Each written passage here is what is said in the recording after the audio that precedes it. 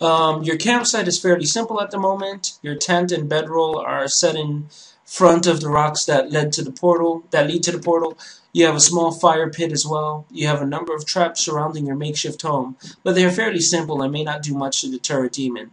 The portal shimmers in the background as it always does, looking menacing and reminding you of why you came. It's light outside, a good time to explore and forage for supplies with which to fortify your camp. Okay, it's 1800 hours. That is 6 p.m. So this must be the summertime or something. I don't know. It's usually dark, starting to get dark at around that time, but yeah. Really? Well, it depends on the time. Like, Oh. you know, Yeah. Well, I mean, it's a different place, so it may not have that kind of thing there. that's true. You tentatively step away from your campsite, alert and scanning the ground and sky for danger. You walk for the better part of an hour, marking the rocks you pass for a return trip to your camp.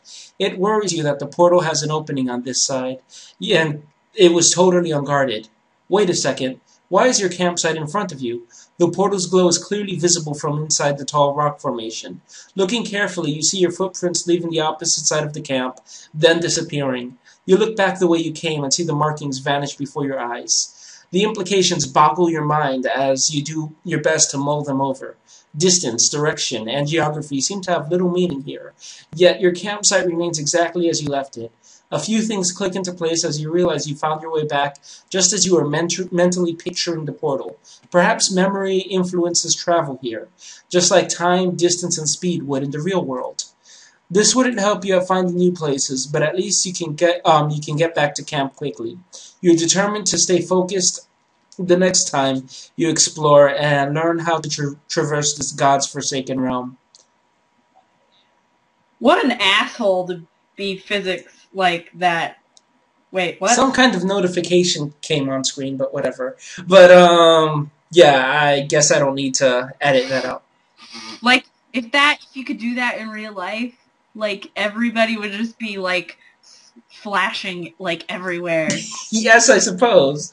But yeah, let's hope that I didn't spend too much time. I'm trying to keep this under 15 minutes. You walk for quite some time, roaming the hard-packed and pink-tinged earth in the demon realm. Rust-red rocks speckle in the wasteland, as barren and lifeless as anywhere else you've been. A cool breeze suddenly brushes against your face, as if gracing you with its presence. You turn towards it and are confused by lush foliage of a very old-looking forest.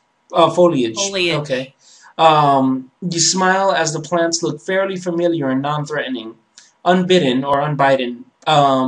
You remember your decision to test the properties of this place. You think of your campsite and walk forward. Reality seems to shift and blur, making you dizzy.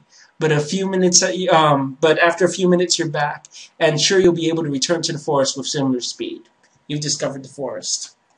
But yes, physics are a bit of an asshole. It would be nice if it worked that way, in the regular realm. Sort of. Can't really get lost in that. There would probably be a lot of unwanted attention. And no, never mind. I'm thinking of just ignore me. I'm gonna be like a. You're thinking as if it were just you that had this power, right? I'm just gonna fuck your whole thing up here. No, I get it. You're imagining as if only you had that power, and everyone else would just look at you, right? No, more like everyone would have that power, and I'd just be like sitting here on my laptop, and people would just like randomly appear in my room and be like, "Hey, what's that'd up?" be cool. And I'm I like, just "Get have to out." think of you, and then I'd be in your room, right? Yeah. What if that happens by accident, like it did the first time? Yes, it would be awkward. It would be, especially since like multiple people would be in the bathroom at the same time, because just think if they have to pee and yeah. But like, just think of like a person that wants to be in somebody else's bedroom, and the other person like doesn't want them to be there, or doesn't like them or whatever. That would like be a huge problem. But I don't know. There seem to be some constraints because you can't just do that anywhere in this game. But I don't know how it I guess. works. And the same thing with gems. You know, I'd imagine that imagination plays a role in the currency because gemstones make terrible currency because they'd all be different sizes and quality, Mhm. but you know they all seem standardized here. And when you get mugged, you only lose a couple of them. And I'm assuming, huh? Maybe they're like minted gemstones. Like they're Oh, they're all just all man sort of made cut in some sort of factory. Well, you never find any naturally occurring gems in the or game. Yeah. demon. Yes, yes, We're and going way probably off well over the track. time limit. Um, Your wanderings take you far and wide across the barren wasteland that surrounds the portal, until the smell of humidity and fresh water alerts you to the nearby lake. With a few quick strides, you find the lake so massive the distant shore cannot be seen. Grass and a few sparse trees grow all around it. You have discovered the lake. Next, an hour passes. The sky darkens as a starless night falls. The blood-red moon slowly rises up over the horizon. Okay. Yeah, at 2100 hours, it's dark. But it says it's dark outside, made worse by the lack of stars in the sky. A blood-red moon hangs in the sky, seeming to watch you, but providing little light. It's far too dark to leave camp. Well, to start the next day, I should probably masturbate first, because my lust is at 41. Yeah, I know, that's what you came for, right? Um, you sheepishly Yes. find some rocks to hide in, where you remove your clothes. You caress your tits with your fingers, emitting soft gasps of pleasure each time you flick one of your nipples. You touch and play with your loose muff, sighing as it quickly becomes moist. You let your hands roam over your pussy lips, slowly teasing yourself, diving deeper into your folds to arouse and expose your clit. Don't What you was think that? this should be like censored or something? Don't you think this should be like censored? Like, come on, what guy on YouTube is gonna be It's like, on oh my yeah, this is backlog okay channel. for I'm anyone to assuming that watch? anyone who goes on there would be cool. But this is probably well over Okay. the minute, so over 15 minutes, so bleh. But whatever.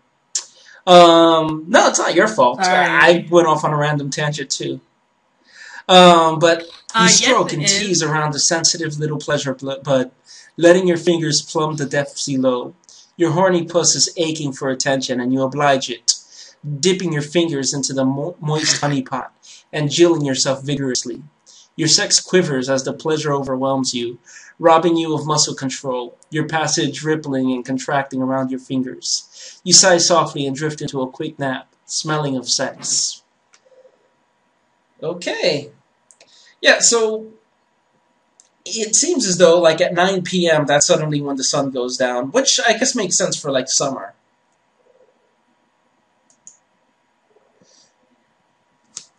Yeah, You curl up, planning to I sleep for guess. 8 hours. Your HP maxes out at 97.